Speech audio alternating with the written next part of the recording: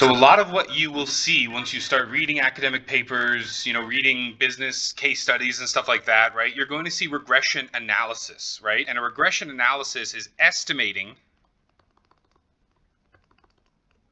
one variable based on another variable.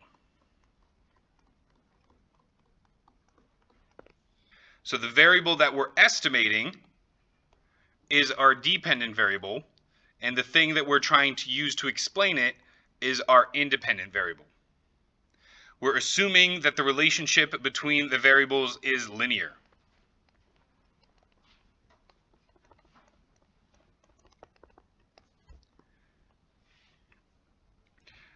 And so we're going to find a regression equation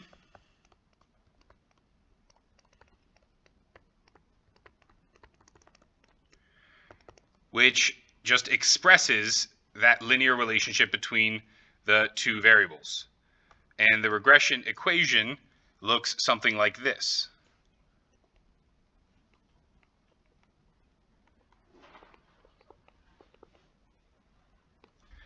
So we have some sort of intercept, also known as A in your book. We have some sort of slope, also known as B in your book. Here's our independent variable x, here's our dependent variable y, and this E here is our error term, which we always have.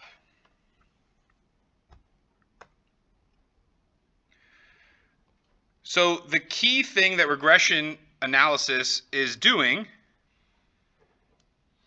is it's finding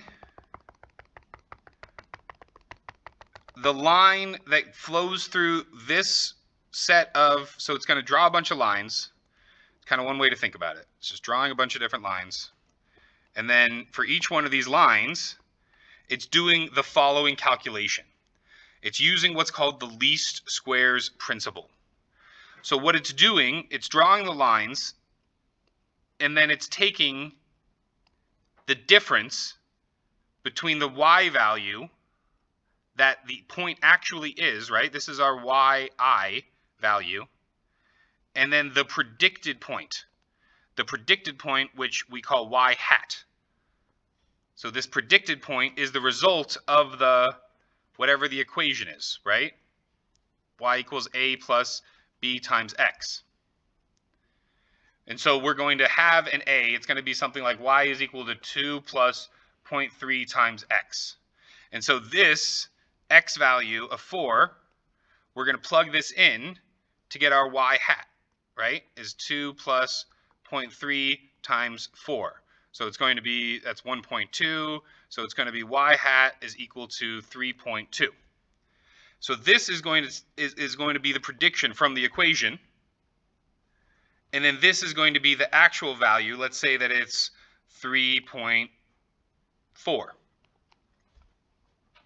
And so the principle that the regression analysis is doing is it's finding the line that has the least amount, not just of deviations that we have, it's the least amount of squared deviations.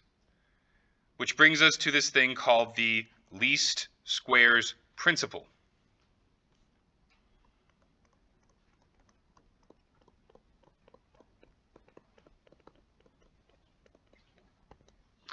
Which states that our objective is to use the data to position a line that best represents the relationship between the two variables. So we position the line with the objective to minimize the sum of squares.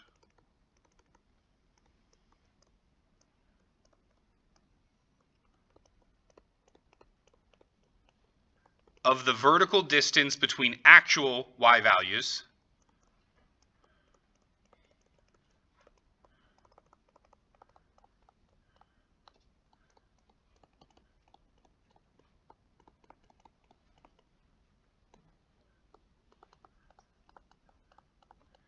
and the predicted y values.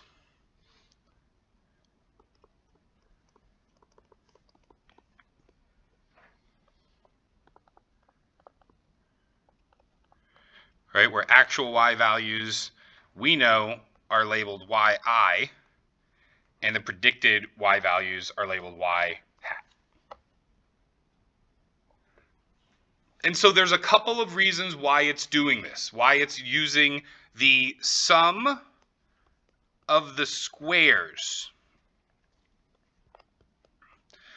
So let's think about this. So if we didn't have the square here, right, then when we summed up the difference between this y value and its particular predicted value, right? So the difference here is going to be a positive 2.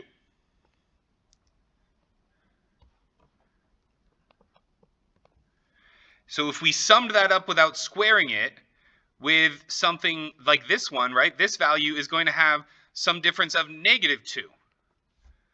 So if we didn't square these and we just summed them up without a term up here, then the negative and the positive deviations would cancel themselves out, right? Which isn't what we want. So what we need to do is we need to square it so that this negative 2 becomes positive and this positive 2 stays positive. So then we're just looking at raw deviations rather than signed deviations. And then the other reasons that we're going to do it, oh, and this is not 2, this is 0.2. I did that on purpose.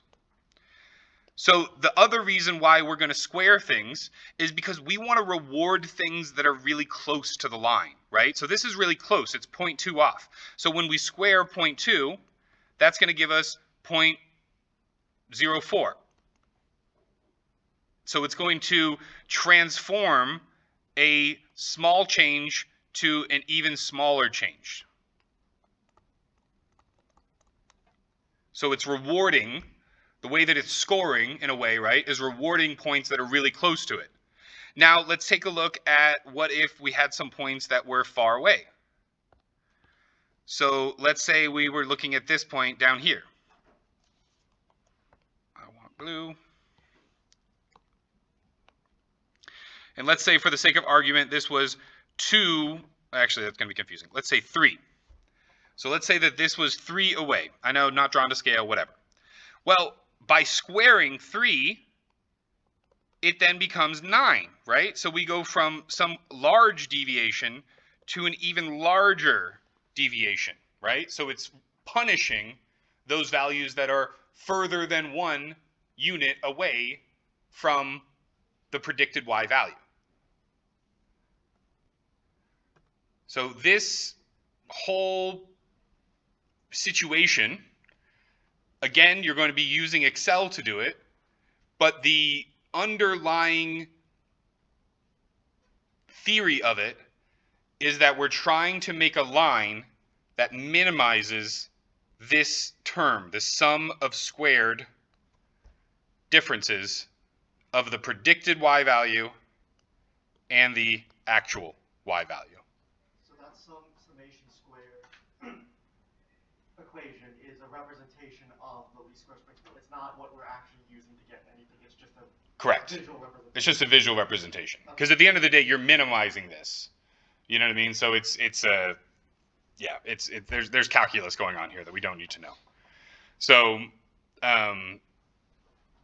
so the important part, I don't think you guys really need to know, like the book talks about, you know, the slope of the regression line and how to calculate that, and then how to calculate the y-intercept from that. I mean, you're going to be doing all of that, or you're going to be just be given all of that. You're either going to be doing it in Excel, or you're going to be given it as the prompt, right? And so the important part is for us to be able to understand how to interpret this particular line here, right?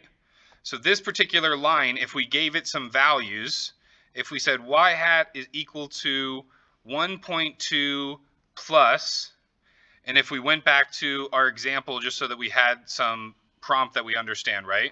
If we let's just do a new thing. So if we have sales over here, if we go back to what we did before, and calls over here, right?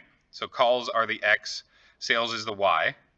And if we have something that's, say, 1.2 plus 7 times x, right? So what this is saying in English, so again, we have all these points here, and then we're going to have a line that goes through it, and this line is going to have this equation, right?